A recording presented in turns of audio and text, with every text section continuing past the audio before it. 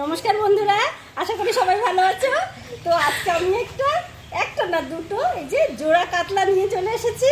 পুকুরের জ্যান্ত কাতলা কালিয়া হবে, আর ভিডিওটা তোমাদেরকে শেয়ার করব। তোমরা রেসিপিটা দেখে আমাকে অবশ্যই জানাবে তোমাদের কেমন লাগে। আমার তো বেশ মজা হচ্ছে, দুটো জোড়া কাতলা একেবারে সুন্দর। সবার প্রথমে আমি মাছটা কেটে নিচ্ছি।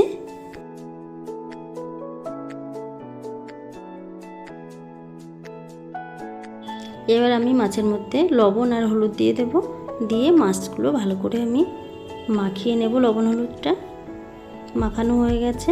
এবার আমি কড়াইতে তেল গরম করতে দিলাম মাছটা ভেজে নেওয়ার জন্য। তেলটা গরম হয়ে গেছে, এবার এক একটা করে মাছের পিসগুলো আমি দিয়ে দিচ্ছি কড়াইতে, আর মাছগুলো এপিট ওপিট করে আমি ভেজে নেব ভালো করে।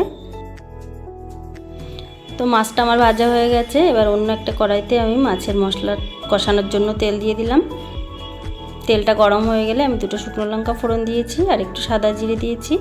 কয়েকটা রসুন থেতে করে রেখেছিলাম, সেটা ফোড়নটা হয়ে গেলে সেই তেলের মধ্যে রসুনটা আগে দিয়েছি।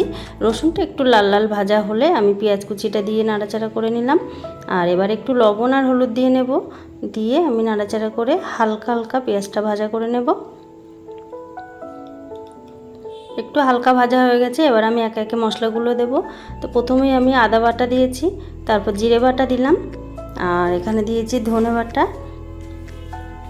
দিয়ে আমি মশলাটা একটু কষিয়ে নিচ্ছি। এবার লঙ্কা বাটাটাও দিয়ে দিলাম, শুকনো লঙ্কা বাটা। মশলাটা কষানো হয়ে গেছে, তার মধ্যে আমি একটু চিনি দিয়ে দিলাম, দিয়ে নাড়াচাড়া করে এবার আমি জল দিয়ে দেব।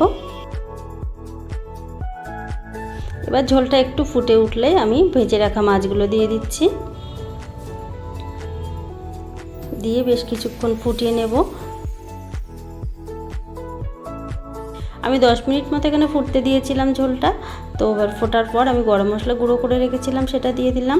এবার একটু গরম মশলাটা মিশিয়ে নিচ্ছি নাড়াচাড়া করে, আর 2-1 মিনিট ফুটলেই আমি মাছটা নামিয়ে নেব।